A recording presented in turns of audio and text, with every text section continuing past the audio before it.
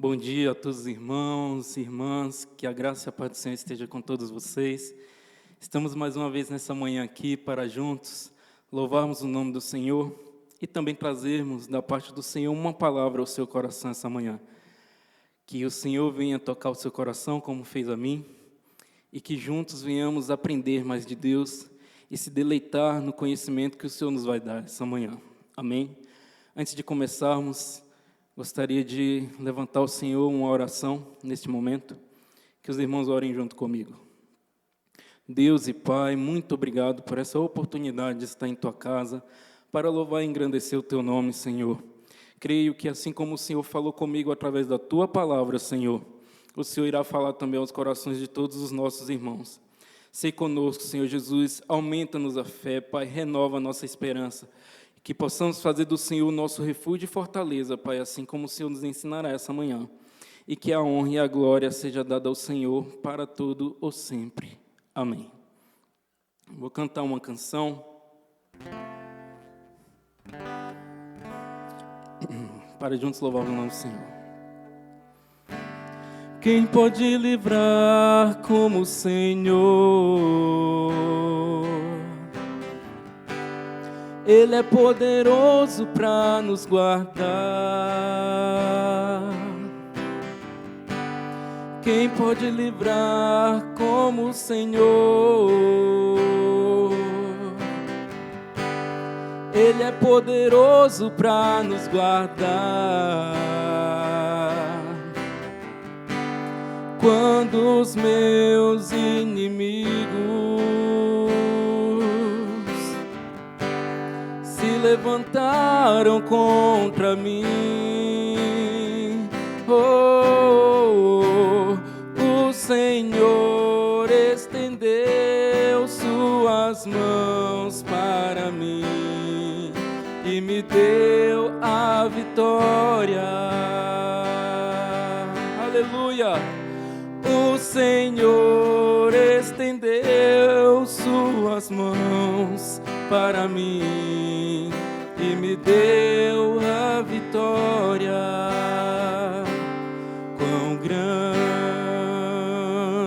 é meu Deus, cantarei quão grande é meu Deus, e todos hão de ver que o Senhor é grande, aleluia. Grande é o meu Deus, quão grande é o meu Deus, eu cantarei quão grande é o meu Deus, e todos hão de ver quão grande é o meu Deus. Seja abençoado essa manhã através dessa canção.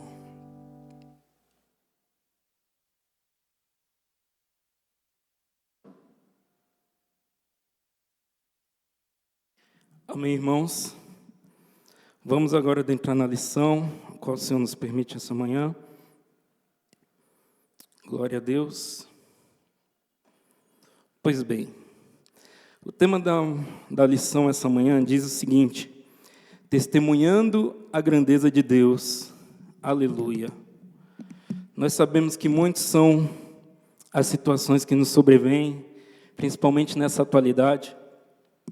E o tema dessa lição foi muito propício à realidade ao qual vivemos. Porque o Senhor ainda é grande e sempre será grande. O Senhor é Deus e sempre será Deus. Por isso que foi louvado aquelas canções, quem pode livrar como o Senhor? E quão grande é o nosso Deus. Testemunhando a grandeza de Deus. Aleluia. Quando nós falamos de grandeza, dizemos que a grandeza de Deus não pode ser medida, pois Ele é infinitamente grande. Essa é a principal definição. Não tem como medir, porque Deus, Ele é excelso em sua majestade, em sua glória e poder. Palavras não conseguem descrever como Deus é grande em poder, amor, majestade, glória, misericórdia, perdão e honra.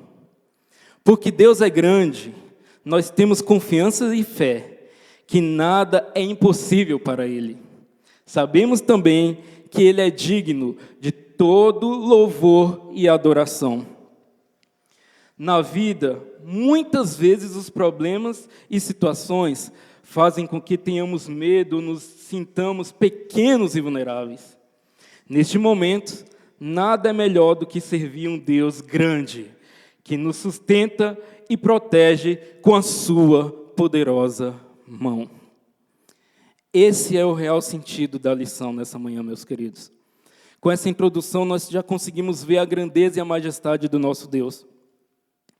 O texto áureo diz: e o mandato de Esté estabeleceu o que respeitava ao Purim, e escreveu-se num livro.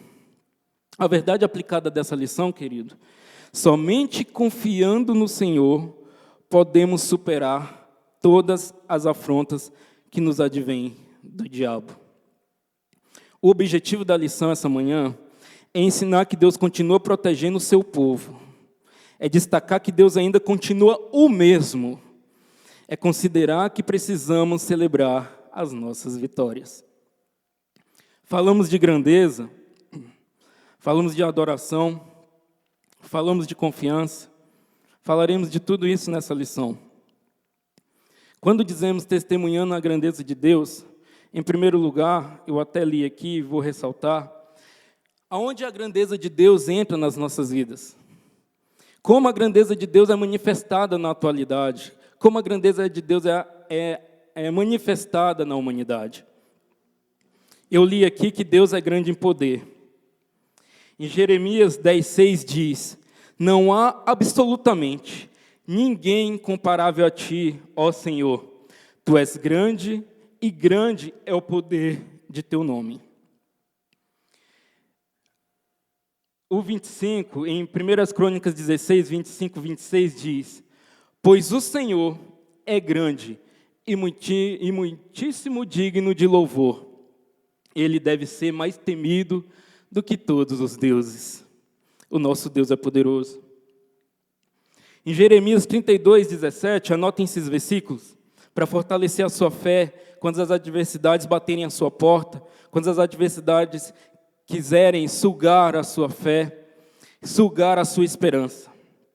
Olha que Jeremias 32, 17 diz: ah, soberano Senhor, tu fizeste os céus e a terra pelo teu grande poder e por teu braço estendido. Nada é difícil demais para ti. Meus queridos, o que é impossível para o nosso Deus? O que é tão difícil na atualidade que Deus não possa resolver? Porque o que é impossível para nós homens é possível para Deus. Ele tem todo o poder. Neemias 1:5 declara assim: então eu disse, Senhor, Deus dos céus, Deus grande e temível, fiel à aliança e misericordioso com os que te amam e obedecem aos teus mandamentos. Percebemos que nesse versículo, queridos, de Neemias 1:5, o Senhor, Neemias declara ali no começo de sua oração, referente às reedificações do muro de Jerusalém, ele começa engrandecendo ao Senhor e coloca um fator muito importante: fiel à aliança, ou seja, Deus é fiel à aliança e misericordioso com os que te amam e obedecem aos teus mandamentos. Abrindo um parêntese nesse versículo, eu comecei a pensar: Senhor, mas a tua palavra diz que o Senhor permanece fiel a nós, mesmo nós sendo infiéis, porque o Senhor não pode negar a si mesmo. No entanto, me deparo com esse versículo que diz que é fiel à aliança e misericordioso com os que te amam e obedecem aos teus mandamentos. Queridos, tem um fator muito importante aqui que a gente não pode deixar desapercebido e não pode desconsiderar. Neemias diz que fiel à aliança e misericordioso com os que temem e amam e obedecem aos seus mandamentos.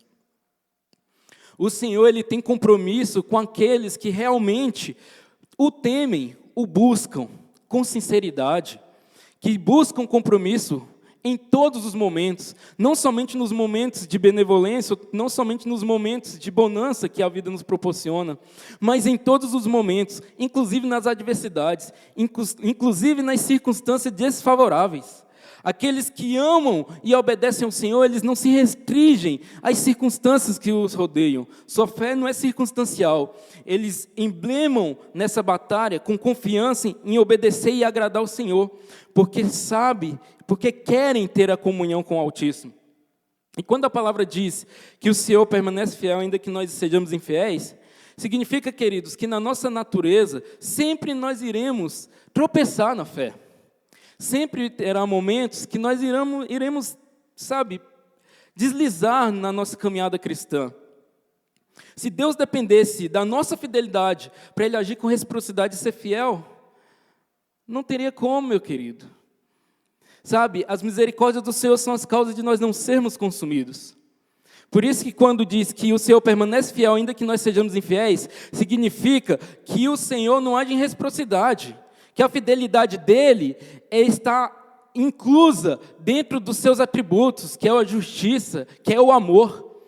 Isso, e a fidelidade dEle, ele não é ali condicional. A fidelidade do Senhor é porque Ele quer ser fiel a nós, e Ele é fiel. Deus é grande em poder, como diz lá em Deuteronômio 10:17. Pois o Senhor, o seu Deus, é o Deus dos deuses e o soberano dos soberanos, o grande Deus, poderoso e temível, que não age com parcialidade nem aceita suborno. Deuteronômio 10:17. Com esses versículos nós podemos perceber, queridos, eu tenho certeza que você aí já percebeu em sua casa, no seu lar, que nesses versículos eles declaram, enfatizam e confirmam a glória e o poder do nosso Deus. Então, mediante esses versículos eu te pergunto, por que temer? Por que tememos? Por que desconfiamos? Por que pensamos que Deus nos abandonou? Discorreremos isso na lição. Deus é grande quando diz testemunhar a grandeza de Deus. Deus também é grande em amor, querido. Olha o que Salmo 136:4 diz. Ao único que faz grandes maravilhas, o seu amor dura para sempre. Ao único que faz grandes maravilhas, o seu amor dura para sempre. Aleluia, amém. Podemos nos agarrar nessa esperança, querido, que Deus nos ama e sempre nos amará. Salmo 136, versículo 4, declara isso. Olha o que Romanos 5:8 diz. Mas Deus prova o seu amor para conosco, em que Cristo morreu por nós, sendo nós ainda pecadores. Querido, qual a maior prova de amor do que essa, queridos? De Deus amar a nós sendo pecadores. Volto a dizer, no critério da reciprocidade. Deus, Ele não nos ama porque nós merecemos. E Deus também só nos ama porque não merecemos. Deus simplesmente nos ama. Certa vez eu ouvi uma frase que ficou sempre no meu coração. E aonde eu tenho a oportunidade de falar do Evangelho, do amor de Deus, eu sempre vou falar essa frase. Que não há nada que nós possamos fazer para aumentar o amor de Deus sobre nós. E não há nada que nós possamos fazer para, diminuir o amor de Deus por nós. Ele simplesmente nos ama. Porque Romanos 5:8 diz que Deus provou seu amor através de Jesus. Porque Cristo morreu por nós, sendo ainda nós pecadores. Aleluia.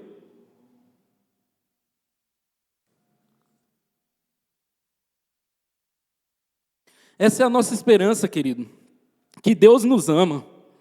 E se Deus nos ama, eu volto a perguntar novamente, o que temer? O que temer? E esse versículo aqui é o versículo que, para mim particularmente, é a síntese do Evangelho.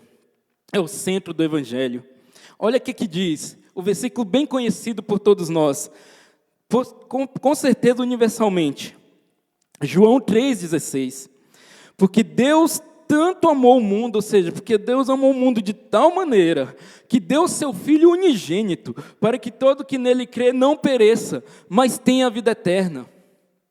Temos a possibilidade nesse versículo, queridos, de testemunhar a grandeza de Deus através do amor, através do que Ele fez por nós, mandando Jesus, seu único Filho, para morrer por nós, como diz Romanos 5,8, sendo pecadores, mas ainda assim o Senhor nos deu a possibilidade de chegar novamente a Ele através de Jesus, através do Calvário, através da propiciação, através da cruz, da expiação dos nossos pecados, a ponto de que somente cremos nele e vivemos uma vida constantemente de cristandade, de oração, de jejum, de leitura da palavra, ou seja, criando um estilo de vida através da crença que nós temos em Jesus, obteremos a vida eterna.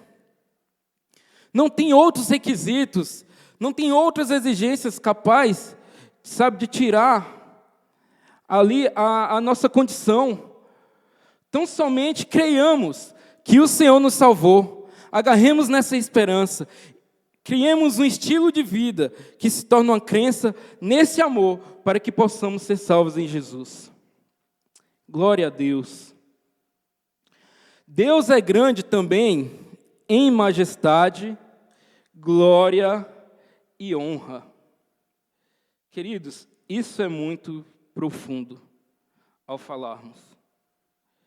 Deus, Ele é grande em majestade, glória e honra. Testemunhar isso na grandeza de Deus é um privilégio, queridos.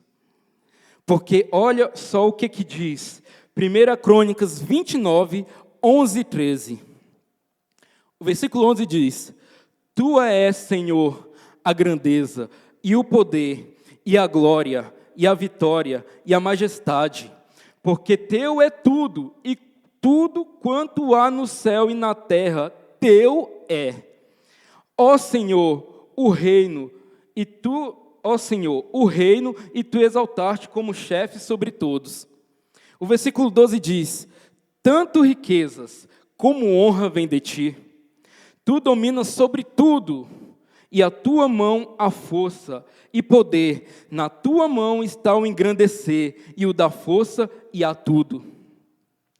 Agora, pois, ó nosso Deus, graças te damos e louvamos o teu glorioso nome. 1 Crônicas 29, 11 e 13. Se não me falha a memória, essa ocasião que Davi declarou, foi justamente quando ele estava ali, quando ele acabou de trazer a Arca da Aliança, lá da casa de Obed-edom, para o seio de Israel. E Davi preparou um lugar para a Arca da Aliança. E quando ele trouxe ali, ele exultou em glória e louvou a Deus e declarou, e fez essa declaração. Deixa eu confirmar aqui para os irmãos. 1 Crônicas 29, glória a Deus. 1 Crônicas 29. Exatamente, perdão, irmãos. Essa é outra ocasião, me confundi. Na realidade, essa declaração que Davi fez foi quando ele estava levantando os tesouros, junto com os príncipes, para ofertar as primícias para a construção do templo, ao qual caberia Salomão edificá-lo. Então, quando Davi fez essa declaração, junto todo ao povo, ele diz aqui claramente que é o Senhor, do Senhor vem a honra, vem a grandeza, vem o poder, vem a glória, vem a vitória, vem a majestade. E tudo quanto há na terra e no céu, a dele pertence. O Senhor é o dono do ouro e da prata. O Senhor tem o poderio de tudo, e nada fugiu do controle das suas mãos. Ele exalta quem Ele quer, Ele abate quem Ele quer. Isso nós vamos ver no decorrer da lição. A mão do Senhor, ela não está retroagida, ou seja, ela não está encolhida para que não nos possa abençoar. A mão do Senhor é força, o engrandecer, ou seja, a honra que Ele quer dar ao homem, é Ele que dá. E eu abro um parênteses aqui, queridos, que é importante ressaltar isso. Quantas vezes nós pensamos que somos alguma coisa, mas quando nós nos deparamos com a grandeza de Deus, nós vemos que não somos nada, porque tudo o querer quanto efetuar vem dEle. Então, temos que abrir mão de todo orgulho, de toda soberba, de toda vaidade, Porque tudo que vem pertence a Deus. E como eu disse aqui, Ele exalta quem Ele quiser, quem Ele quer, e Ele abate quem Ele quer. E nisso nós testemunhamos que tudo vem da autoridade e do poder e da majestade e da grandeza do nosso Deus. E para finalizar a parte da grandeza de Deus, que eu achei importante ressaltar isso aqui, eu não podia deixar como pular isso. A palavra do Senhor diz também, e nós vamos confirmar nesses versículos, mais uma vez eu friso, anotem essas referências para edificar a sua fé. Deus é grande também em misericórdia e perdão, querido. Olha só, queridos, o que a palavra do Senhor diz. Miqueias 7, versículo 18, diz assim: quem, ó Deus, é semelhante a ti, que perdoas a iniquidade e que te esqueces da rebelião do restante da sua herança? O Senhor não retém a sua ira para sempre, porque tem prazer na benignidade. Queridos, nós vemos aqui que Deus, Ele perdoa as nossas iniquidades. Como eu falei, através de Cristo, através da cruz, Ele lança os nossos pecados no mar do esquecimento. Isso é misericórdia, isso é perdão.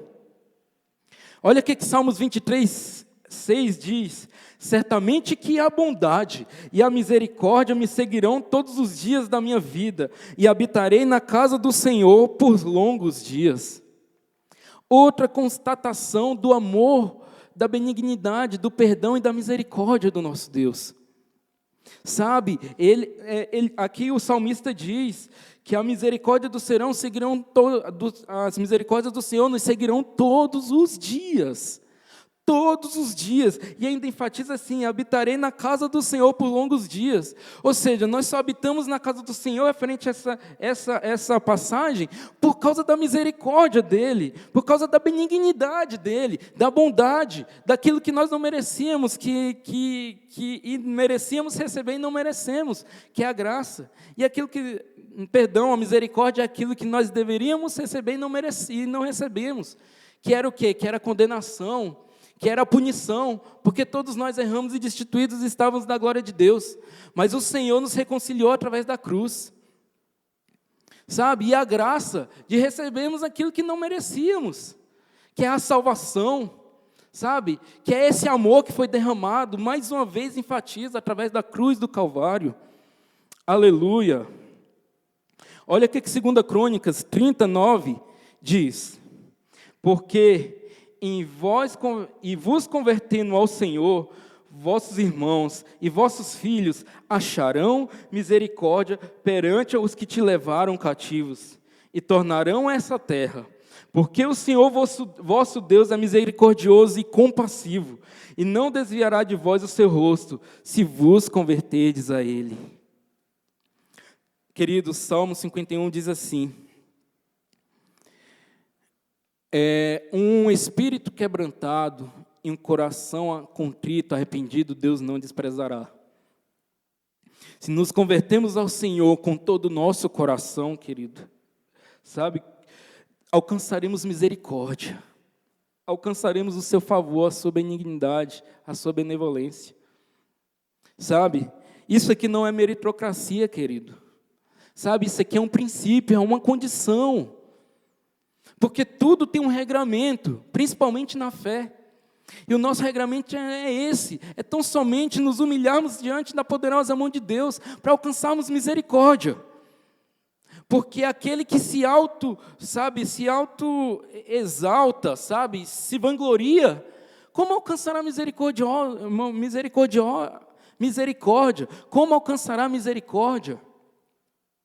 Quem de nós temos ali, sabe, a iniciativa, ou talvez a ousadia, essa é a palavra certa, de chegar e sermos justificados por nossas próprias ações diante do tribunal de Deus, a não ser pela intervenção da graça, como foi falado anteriormente. Então, queridos, guarde no coração de vocês todas essas. Tem vários versículos, tem outras coisas, mas guarde no coração de vocês e testemunhem a grandeza de Deus através desses requisitos que eu coloquei aqui. Há muitos versículos, há muitas situações, passaríamos talvez aqui dias, semanas, meses falando da grandeza do Senhor. E referente a tudo isso que foi exposto, eu volto a perguntar: por que temer? Por que temer? Amém? Tópico 1. Vencendo os inimigos. Glória a Deus. A palavra do Senhor diz assim, a revista diz assim: as vitórias são decorrentes da submissão ao Senhor. Moisés escreveu: e será que se ouvirdes a voz do Senhor teu Deus, tendo cuidado de guardar todos os seus mandamentos que eu te ordeno hoje, o Senhor teu Deus te exaltará sobre todas as nações da terra. Deuteronômio 28:1. E eu frisei aqui, e eu destaquei aqui na lição, para compartilhar aos irmãos, para falar sobre as vitórias são decorrentes da submissão ao Senhor. Vimos dentro da grandeza de Deus, dentro daqueles versículos que testemunham as grandezas de Deus em várias situações, nós vimos que no critério do poder, que é a vitória, a majestade, a honra e a glória do Senhor. Para tal, nós só conseguimos vencer as tribulações que nos sobrevêm através da submissão a Deus. Em Tiago 4, se eu não me engano, diz assim, sujeitai-vos, pois, a Deus, resisti ao diabo e ele fugirá de vós. Sujeitai-vos a Deus é se submeter a Deus, é se submeter ao seu poderio. Porque quando pensamos que somos fracos, é que somos fortes. Por quê, queridos? Porque quando nós pensamos ser fracos, nós nos tornamos dependentes de Deus. E se tornar dependente de Deus é estar submisso à sua vontade, ao seu querer, à sua ação. E isso demonstra que quando estamos dependentes de Deus, significa que nós vamos estar dentro da vontade de Deus, e estar dentro da vontade de Deus significa que é Ele que batalha as nossas guerras. E aí nós conquistamos a vitória, referente àqueles versículos que eu li sobre a glória, a majestade e o poderio do Senhor. Sabe, queridos, eu coloquei aqui até algumas situações para levarmos à reflexão, para refletirmos essa manhã, para levar os irmãos a refletir. Olha só, vemos dentro da história de Esté que foi ali anunciado há muitas lições passadas, tanto é que o foco da lição nesse trimestre foi todo em cima da vida de Esté, da história de Esté, do livro de Esté.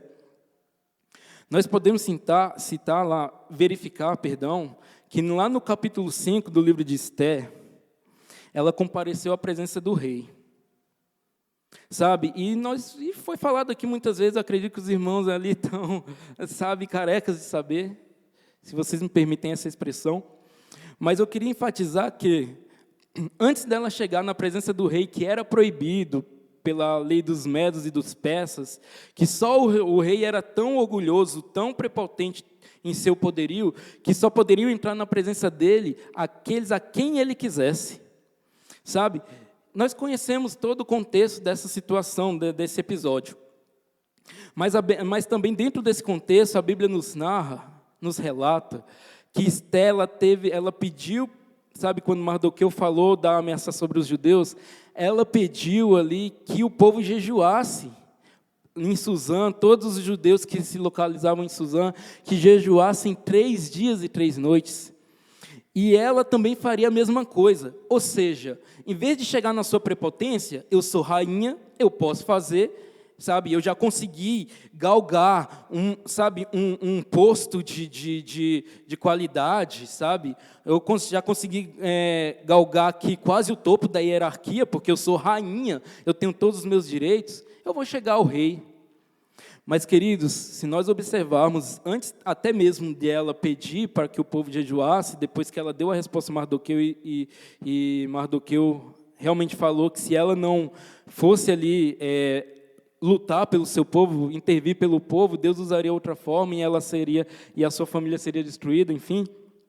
Mas o que eu quero enfatizar é que é o seguinte, antes disso também nós temos que perceber que Esté conhecia a lei dos medos e dos persas.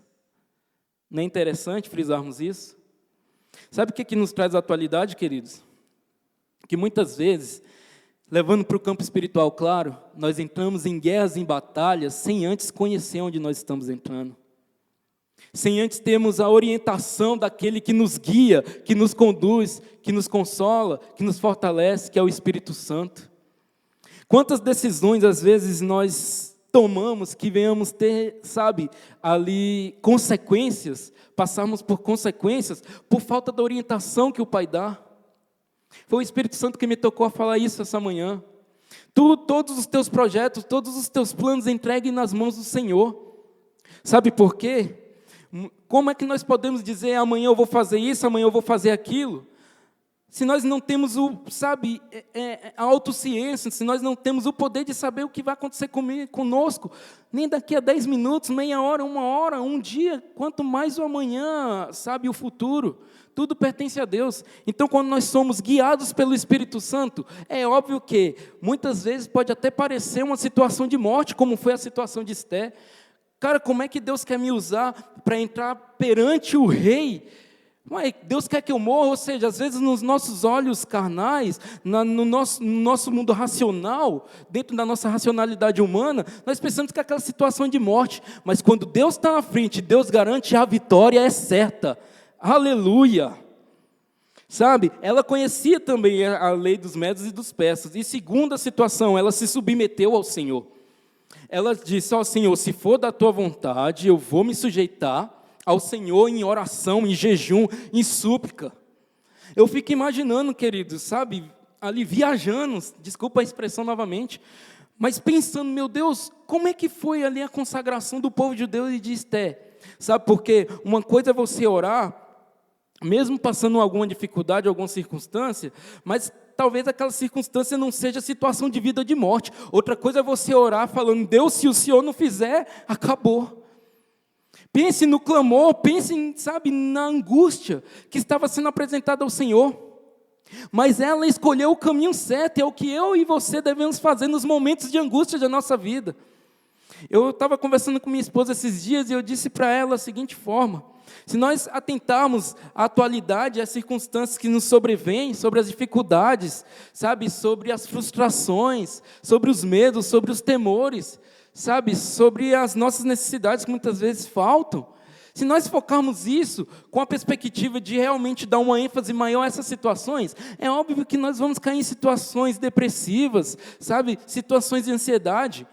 Mas 1 Pedro, se eu não me engano, no capítulo 5, versículo 17, diz assim: lançai sobre o Senhor todas as vossas ansiedades, porque é Ele que tem cuidado de nós, de vós.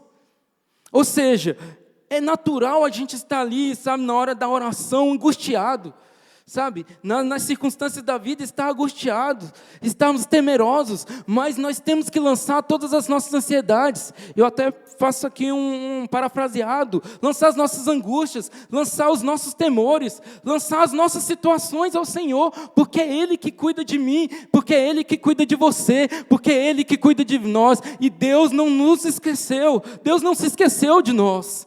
Aleluia!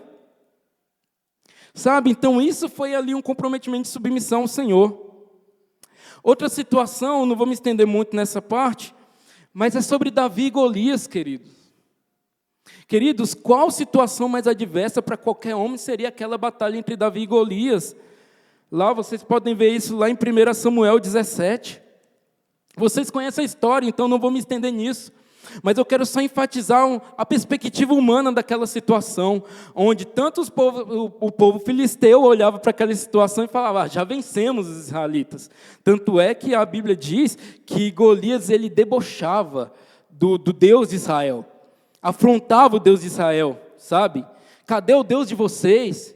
Quantas vezes também as situações, não as pessoas, que com certeza, algumas situações o diabo pode usar pessoas para tentar minar a nossa fé, falando só de perspectivas negativas, e às vezes olha para mim e para você e diz assim: cadê o teu Deus? Você não disse que ia dar certo? Não está dando certo nada, Mas também as próprias circunstâncias, às vezes, querem imprimir em nossos corações a mesma situação, ou seja, aonde está Deus?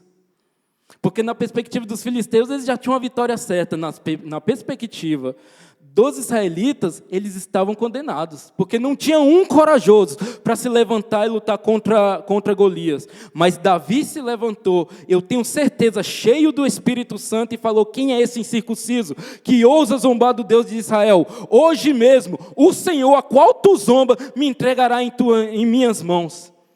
A fé, a ousadia do Espírito Santo. Por que nós também não temos a mesma ousadia nas situações que nos sobrevêm?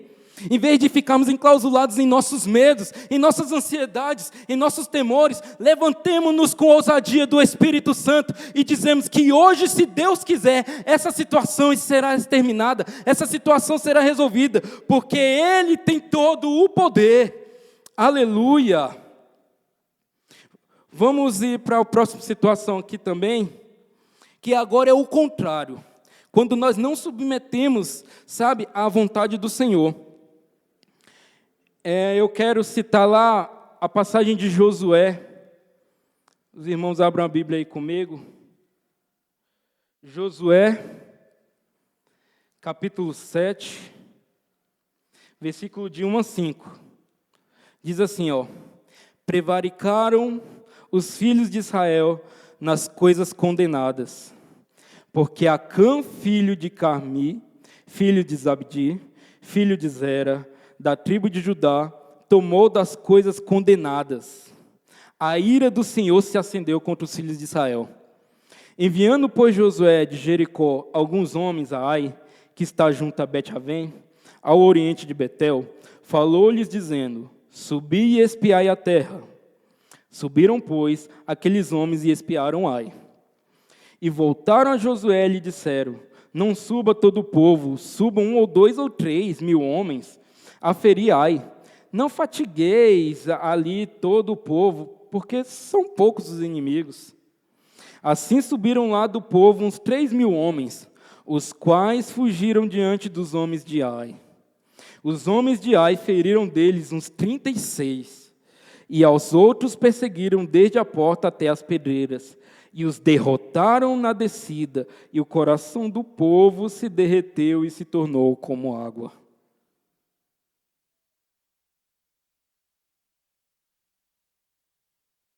Queridos, essa situação nos mostra quando nós queremos fazer as coisas mediante as nossas próprias vontades. Se nós formos analisar desse episódio atrás, quando Josué foi chamado por Deus pela sucessão de Moisés, onde Deus o capacitou e o escolheu, ele disse para ser forte, corajoso, todos nós conhecemos essa história.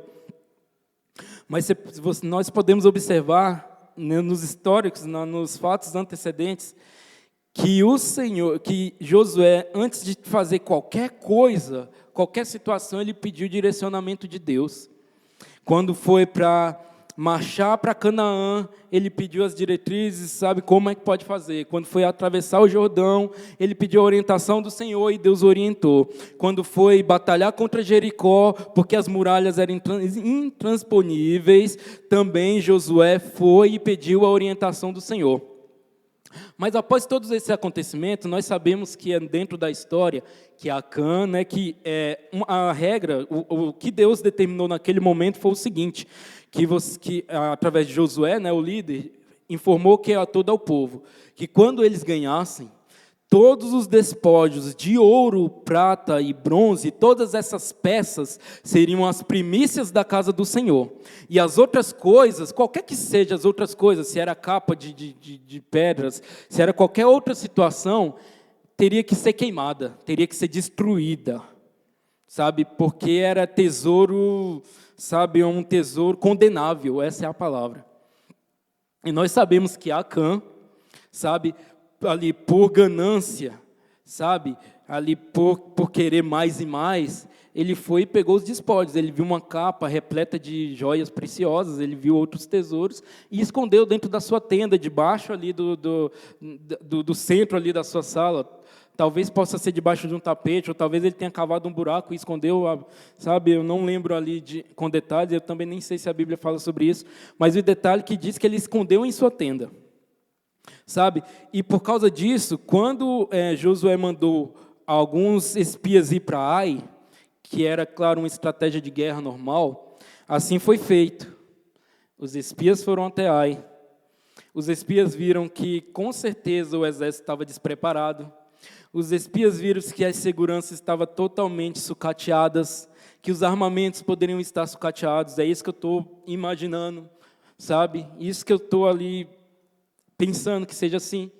E eles voltaram, porque eu me baseio isso nas afirmações que eles falaram. Eles falaram, não, Para que desgastar todo o povo? Para que se empenhar tanto assim?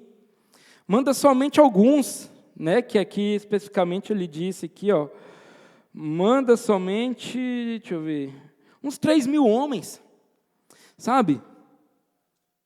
Não precisa mandar o efetivo do nosso exército, não, manda só 3.000 homens. Cara, é a vitória certa. E a palavra diz que Josué não consultou o Senhor. E isso me leva a pensar, e se Josué tivesse consultado ao Senhor, será que eles passariam a vergonha da derrota? Será que eles passariam pela consequência do qual passou, de ser envergonhado sobre todos os povos? E lá na frente Josué até diz: Senhor, será que os povos vão olhar e vão falar, trouxeste eles lá da travessia do Jordão só para eles serem humilhados e destruídos pelos povos aqui? Como ficaria, sabe, os inimigos restantes de Canaã quando vissem aquela situação? Se eles perderam para o povo fraco de Ai, nós somos imbatíveis, vamos destruir os judeus. Mas tudo isso aconteceu. A resposta para essa pergunta é: não, eles não passariam por isso se eles consultassem o Senhor, que com certeza Deus os orientaria que havia alguém que fez algo errado e trouxe maldição para o meio do povo. Trazendo para os nossos dias, queridos, coloca a mesma coisa na nossa vida lá, ressaltando aquilo que eu disse anteriormente. Quantas consequências nós passamos por falta de consultar o Senhor? Quantas situações, sabe, que talvez não deveríamos passar e passamos só por falta de consultar o Senhor, de trazer o Senhor para o nosso convívio, na nossa comunhão, de ter na realidade uma comunhão com o Senhor e ser guiado pelo Espírito. Tem várias coisas a falar sobre esse tema, mas vamos passar para o tópico 1.1, porque o tempo já corre já bastante. Dentro desse tema aqui, ele diz assim: a surpreendente ação de Deus. Eu achei isso fascinante. Porque aqui, como diz a surpreendente ação de Deus, o que é surpreender? Surpreender, queridos, é pensar que uma coisa vai acontecer e acontecer outra. É uma surpresa. Sabe o que eu quero dizer com isso? Olha só o que diz lá a lição. A obra de Deus não segue os padrões naturais. Olhando sob a ótica humana, talvez não escolhêssemos os discípulos que Jesus escolheu para anunciar o reino de Deus. E lá em 1 Coríntios 1:27, que eu faço questão de abrir, que essa palavra é muito forte. Olha o que 1 Coríntios 1:27 diz. 1:27 diz. 1 Coríntios capítulo 1, versículo 27 diz assim, ó, pelo contrário, não, vou ler do 26. Irmãos, reparai, pois, na vossa vocação, ou seja, no nosso chamado, visto que não foram chamados muitos sábios segundo a carne, sabe, nem muitos poderosos, nem muitos de nobre nascimento. Pelo contrário, olha o que o 27 diz: Deus escolheu as coisas loucas do mundo, aleluia, para envergonhar os sábios, e escolheu as coisas fracas do mundo para envergonhar os fortes. Queridos, isso aqui é tremendo. Mais uma vez, Deus mostra para nós, para testemunharmos o seu poder através dessa ação. Sabe, lembra que eu comentei, que eu falei anteriormente, que Deus, Ele não se baseia, tipo assim, não escolhe, sabe? Ele não segue as perspectivas humanas, que nem eu falei de Davi e Golias. E é justamente isso, sabe? Deus, Ele não vê a nobreza, Ele não vê a sabedoria humana, até porque a sabedoria humana, como diz em Provérbio, é vã, é passageira, sabe? A sabedoria genuína vem do Senhor, porque dele provém a sabedoria. Sabe, essas condições humanas não são critérios para que Deus use, para que Deus escolha. Tiago, mas como pessoas aí, estudiosos, cientistas, sabe, ricos, nobres, talvez são usados, até mesmo na situação de evangelização ou de qualquer finalidade que o Senhor determinar. Mas nesse critério, queridos, a obra é de Deus, Ele escolhe quem Ele quiser, quem Ele quer, melhor dizendo, perdão. Mas nesse versículo aqui nós vemos que o Senhor escolhe, sabe, as coisas fracas desse mundo, as loucas desse mundo, para quê? Para confundir as sábias.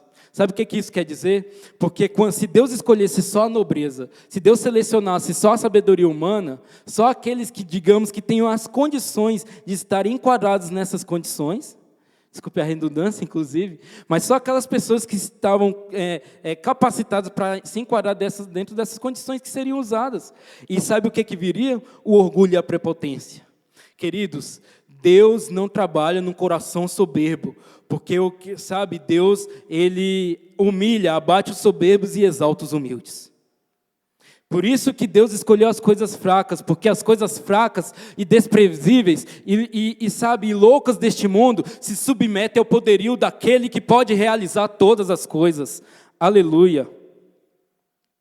Sabe, vamos correr aqui, o tópico 1.2 diz, Deus é o nosso protetor. Muitas vezes nos sentimos sem proteção, sem saber ao certo a quem recorrer diante de nossas lutas. Essa situação que nos sobrevém, né? Mas olha só o que a Bíblia relata. O nosso socorro está na mão do Senhor, que fez os céus e a terra. Frisem isso, que fez os céus e a terra. Este salmo nos apresenta o cuidado de Deus sobre aqueles que se dobram perante Ele.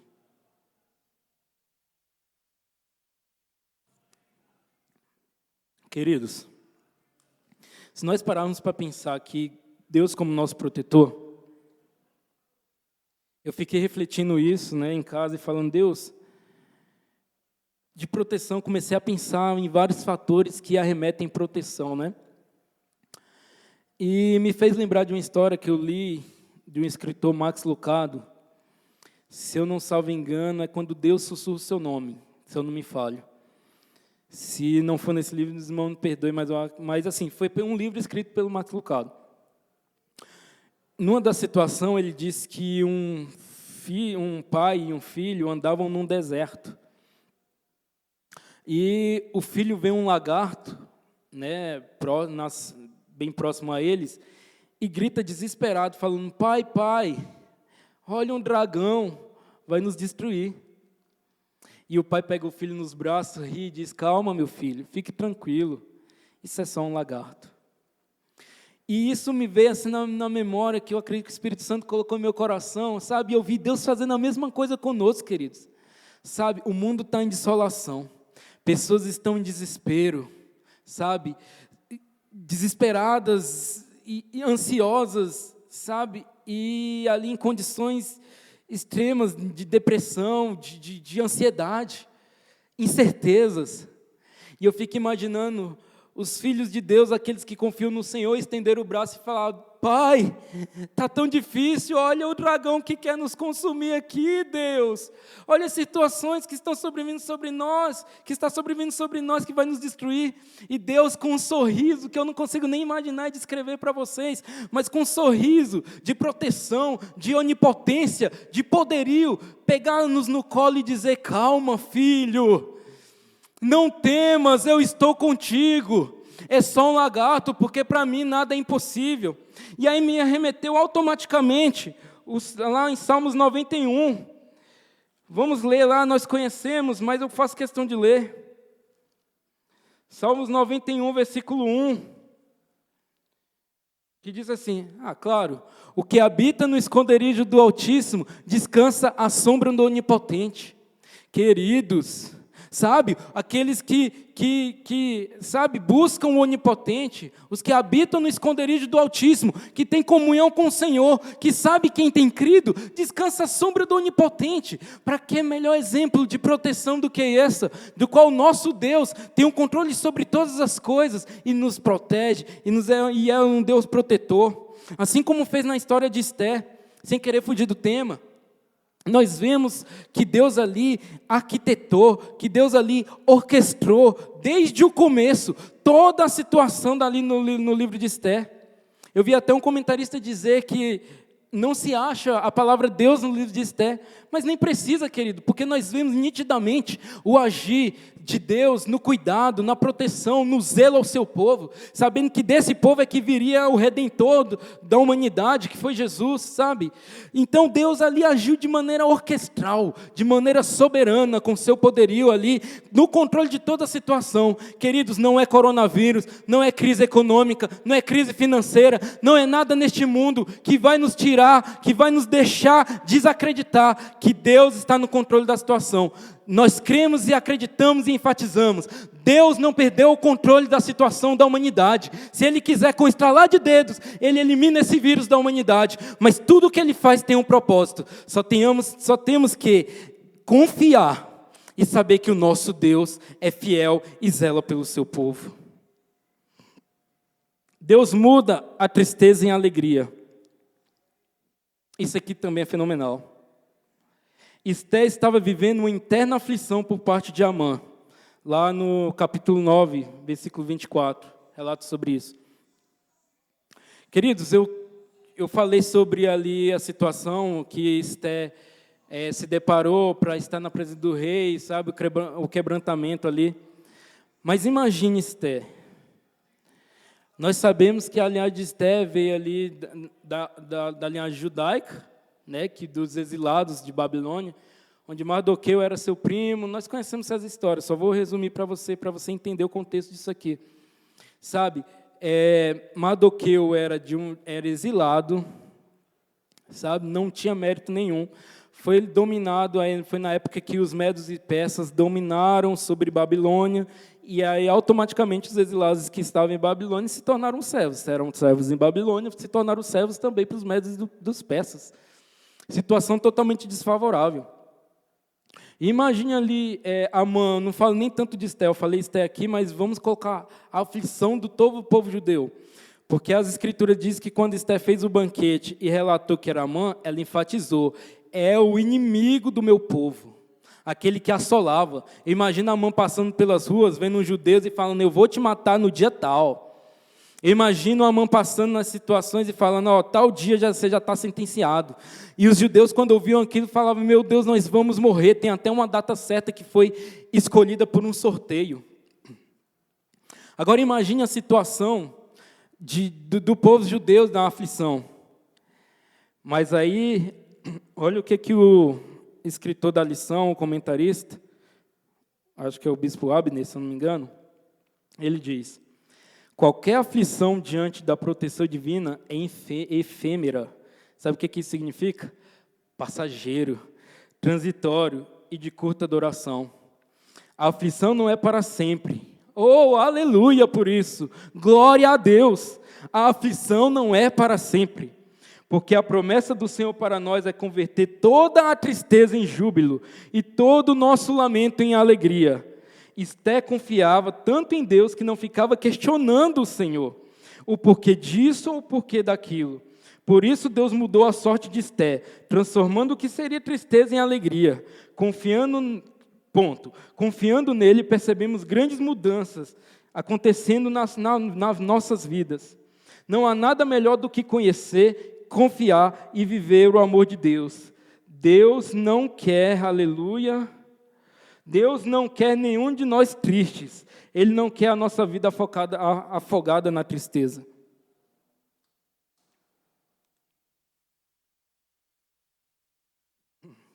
A palavra do Senhor diz que o choro pode durar uma noite, mas a alegria vem pela manhã. Olha o que Salmos 30, versículo 5 diz: pois a sua ira só dura um instante, mas o seu favor dura para a vida toda. O choro pode persistir uma noite, mas amanhã irrompe a alegria. O choro pode durar uma noite, querido, mas a alegria irrompe pelo amanhã. E pensando sobre isso, eu imaginei, queridos, nós estamos passando realmente dias terríveis e assoladores na terra, onde a nossa fé muitas vezes é colocada em xeque ali, até mesmo por nós mesmos, falando: meu Deus, por que eu estou passando essa provação? Sabe, quando nós perdemos um ente querido, que quão dor que vem ao nosso coração, a perda de um ente, quantos servos do Senhor estão sendo colhidos, sabe, indo aos céus, por causa do vírus, do Covid-19, quantos estão, sabe, sendo interrompidos seus fôlegos de vida? Mas, queridos, pensando nisso, Deus me trouxe à memória uma coisa, sabe, extraordinária. Sabe, porque o que é vão, o que aqui é passageiro. Nós estamos aqui só como peregrinos. Tudo aqui é, sabe, é transitório, mas, queridos, lá é eternidade. Esses irmãos que venceram, esses irmãos, sabe, que foram colhidos pelo Senhor, agora descansam nos braços do Pai, estão livres de todas as dores, sabe, com certeza naquele grande dia, será enxugado dos olhos todas as lágrimas serão secas nas mãos do Salvador. O Senhor me fez pensar no céu, o Senhor me fez pensar nas riquezas que nos esperam ali, queridos. Isso, então, o choro pode ser agora, na nossa vida estamos chorando, estamos pranteando, mas um dia o Senhor se manifestará nos céus, e nós seremos levados por Ele para a eternidade, e viveremos com Ele para sempre, no amanhã que despertar, da vinda do Senhor Jesus. Maranata, ora vem, Senhor Jesus. Ali estaremos numa alegria plena, vindoura, eterna, permanente. Aleluia. Sabe, o tópico 2.1 diz o seguinte. Queridos, desculpa, eu esqueci de mencionar. O tópico 2 diz: Deus é o juiz, sabe? Ou seja, é Ele que julga as nossas causas. Sabe, é o Senhor que define. Quando eu penso em juiz, é Deus decretando, é Deus afirmando ali todas as nossas causas, sabe, batalhando por nós, sabe, dando a palavra final sobre as nossas situações. Olha só. Não, é isso mesmo, querido, desculpe. Deus é o nosso juiz de Israel. No 2.1 diz: é hora de celebrar. Podemos extrair do livro de Esther grandes exemplos para a nossa vida cristã. Notamos ao longo do livro que Deus está no controle dos nossos caminhos, transformando, aleluia, no nosso caminho.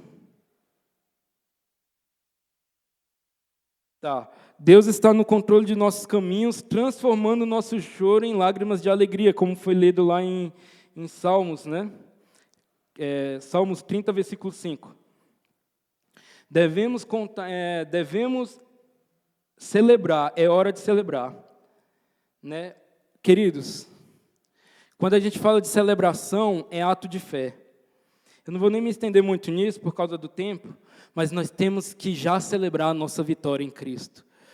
Lembro-me de uma pregação do nosso pastor Danilo, quando ele disse que nós não vivemos para vencer, nós já estamos vencendo, sabe? Já estamos vivendo a vitória. Querido, Deus nos traz grandes livramentos todos os dias. Se nós formos discorrer isso aqui, com certeza gastaríamos muitos minutos, talvez horas, discorrendo sobre isso. O 2.2 diz: devemos contar os feitos do Senhor.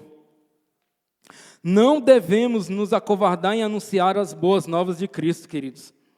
E eu trouxe um versículo aqui que ele é crucial, que inclusive foi o apóstolo Paulo que diz lá no livro de Coríntios, né, aos Coríntios, que diz o seguinte, 1 Coríntios 9,16: contudo, quando prego o evangelho, não posso me orgulhar, pois me é imposta a necessidade de pregar.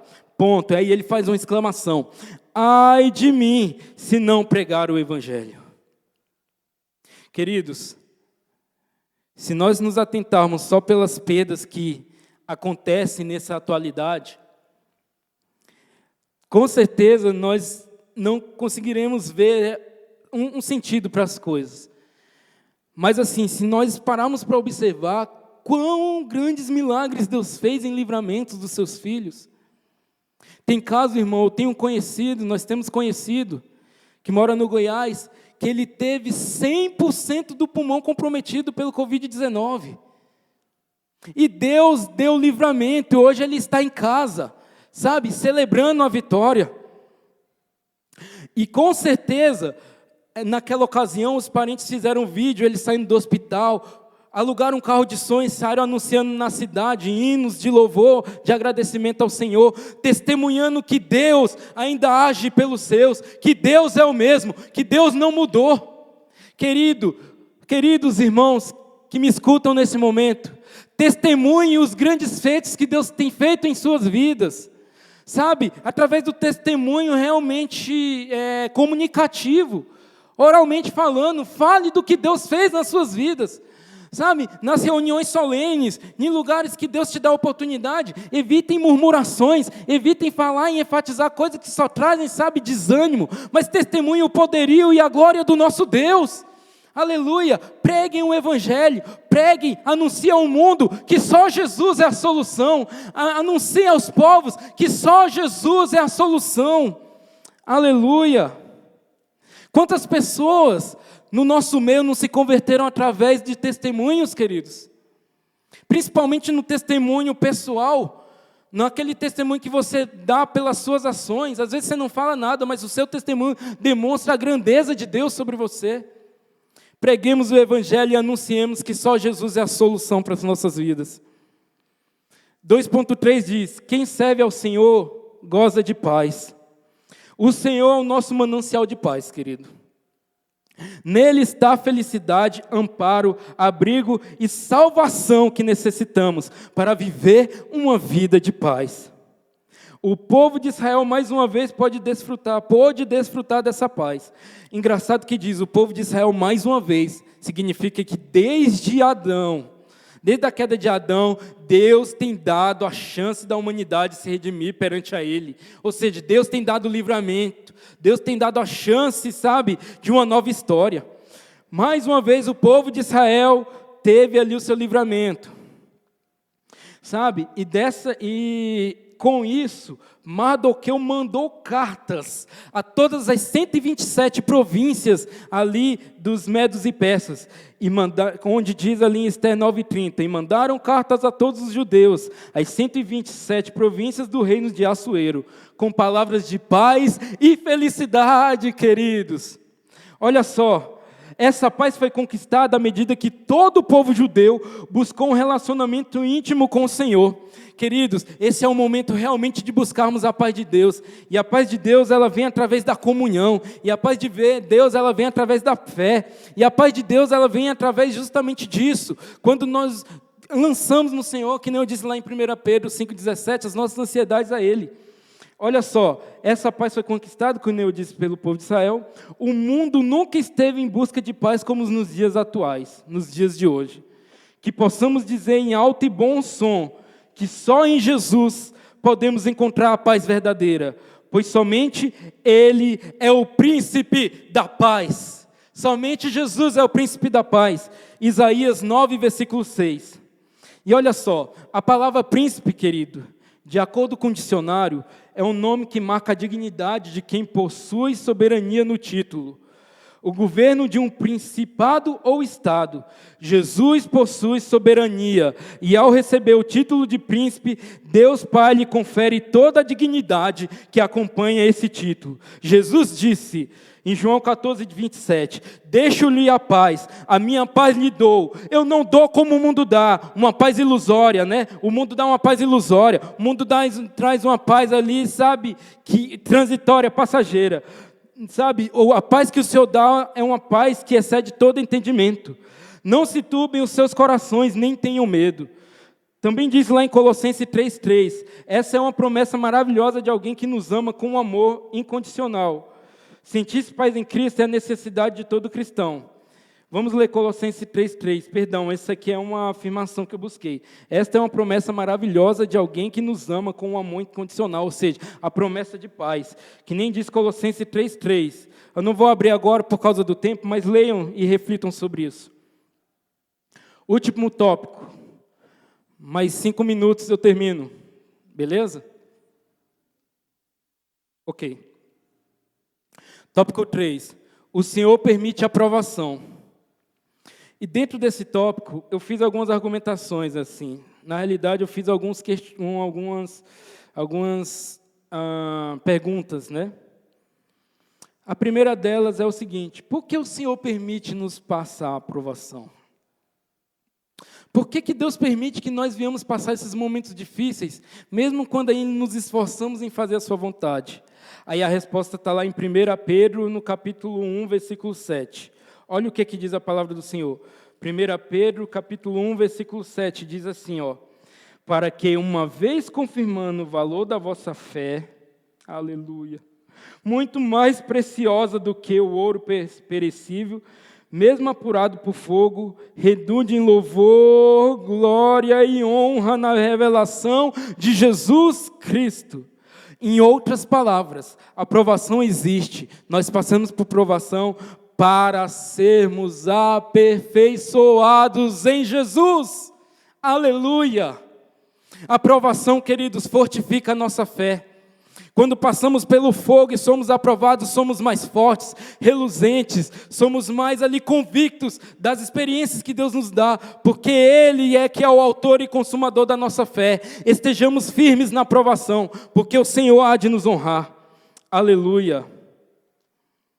Outra questão é o seguinte: como perseverar até o fim? Ok, Tiago, a provação é realmente para nós sermos aperfeiçoados, mas como nós podemos perseverar até o fim quando estamos em provação?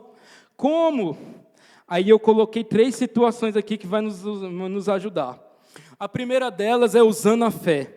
Em Hebreus 11:1 diz: ora, a fé é a certeza daquilo que esperamos e as provas das coisas que não vemos.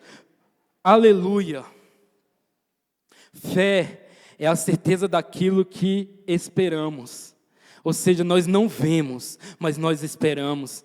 Nós não sabemos como vai acontecer, mas nós cremos. Essa é a fé que nos ajuda na provação. Em vez de focarmos, mais uma vez enfatizo isso, em vez de focarmos a situação, em vez de focarmos as circunstâncias, vamos focar as promessas que Deus nos fez, que estará conosco todos os dias. Em vez de nos basearmos ali nas aflições que nos rodeiam, nós temos que focar que Deus está conosco todos os dias. Aleluia! Usando a fé, porque o justo vive da fé. Tendo paz. Sabe, passamos as provações tendo paz. Tiago, como ter paz é muito incoerente. Sabe, como é que eu posso ter paz no momento da adversidade? Aí sabe o que é que João 16:33 diz? O Senhor diz assim, o próprio Jesus diz: eu disse essas coisas para que em mim vós tenham paz. Ou seja, em mim, nele, em Jesus, tenha paz. Ou seja, buscando, confiando, usando a fé e tendo paz em Jesus. Neste mundo vocês passarão, vocês terão aflições. Contudo, tenham bom ânimo. Tenham bom ânimo. E ele dá uma sentença e que diz: eu venci o mundo. Você também pode vencer. Então busque essa paz. Busque essa tranquilidade que você vai vencer em Cristo Jesus. E a outra situação, para vencermos, perseverarmos no momento da provação, é tendo comunhão, queridos. O nível da nossa comunhão com Deus em oração, em jejum, em leitura da palavra, é que nos traz segurança, é que nos traz fortaleza. O Senhor Deus, Ele não desampara aqueles que o buscam. É através da palavra de Deus que encontramos a verdadeira segurança, que só Jesus, friso isso, que só Jesus pode oferecer. Vamos ler lá Salmos 9:10. Olha o que diz a palavra do Senhor em Salmos 9:10. Aleluia. Salmos 9:10 diz assim: em ti, pois, confiam os que conhecem o teu nome, porque tu, Senhor, não desampara os que te buscam. O Senhor não desampara aqueles que buscam a Eles, querido, através da comunhão. Quando nós estamos em oração nesses 13 dias, acordando 4 da manhã, buscando comunhão com o Pai, isso não é em vão, queridos. Deus lá no céu, Ele tem prazer de ter comunhão com seus filhos, de responder às orações, sabe, de receber, sabe, os sacrifícios de jejum, de adoração, sabe, porque muitas vezes, antes de Deus julgar a oferta, Deus vai julgar quem? O adorador. Ou melhor, Deus vai ver a intenção do adorador. Sabe, muitas vezes na nossa pequenez nós ali tentamos ter comunhão com o Senhor, e às vezes nós falamos: Deus, eu não sou digno disso, eu não sou digno daquilo que realmente nós não somos. Mas quando nós buscamos comunhão com Ele, nos buscamos ser imitadores de Cristo, a cada dia o Espírito Santo vem e trabalha no nosso coração, nos moldando como o oleiro molda o barro, nos moldando a honra e a glória ao nosso Deus, nos moldando para sermos servidos como honra e glória ao nosso Deus, para servi-lo em honra e glória. Aleluia. 3.1 diz que é era de festejar. Nós falamos nisso aqui sobre celebrar, sobre as cartas de Mardoqueu, mas eu quero deixar só um comentário aqui que Joyce de Baldwin, Joyce de Baldwin, né? Diz o seguinte: a ameaça que pretendia aniquilar os judeus tornou-se uma ocasião para unir a raça.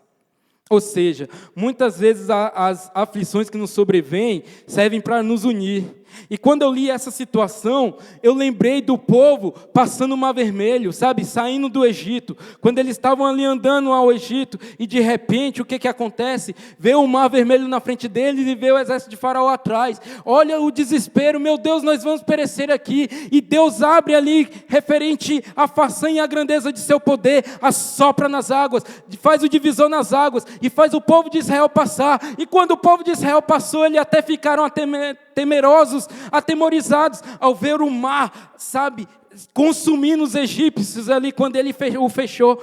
Mas de repente Miriam pega o tamborim, ou pega um pandeiro, ou pega outra coisa e diz: só o Senhor é Deus, só o Senhor é Deus. E outro começa a falar: só o Senhor é Deus. E todo o povo declara que só o Senhor é Deus em celebração. Façamos a mesma situação, querido. Declaremos, sabe, e anunciemos que só o Senhor é Deus sobre as nossas vidas.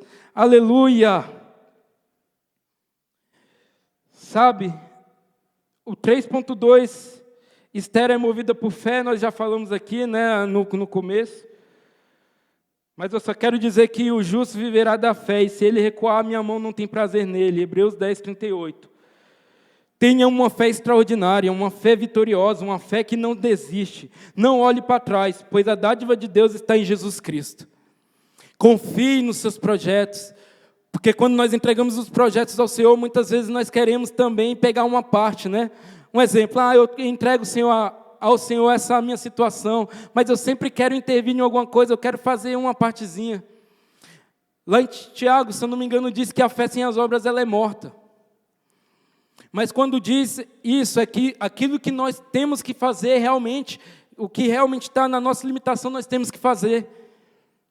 Porque Deus tem prazer que nós realmente venhamos ali contribuir com a nossa pequenez ali numa grande obra. É óbvio que Deus tem prazer nisso.